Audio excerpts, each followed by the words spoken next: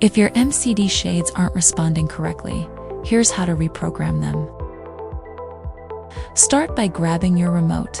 This can be located in your black Axiom bag that comes with your brand new camper.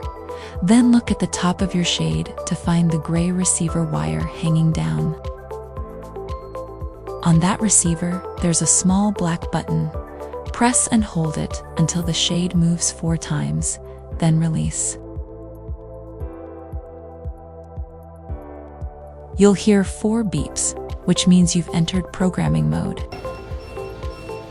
Press and hold that same button again until the shade moves 1 more time, then let go. Take your remote, make sure it's on the correct channel, and hold the middle dash button. Once the shade moves twice and beeps 3 times, your remote is successfully paired. Now, you can set your limits. Press the down button until the shade reaches your desired bottom position. Once it's where you want it, hold the dash button and the down button at the same time until the shade moves twice and beeps 3 times.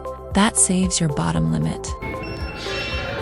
Then press the up button until the shade is at your preferred top position. Once set, hold the dash button and the up button together until you see 2 movements and hear 3 beeps.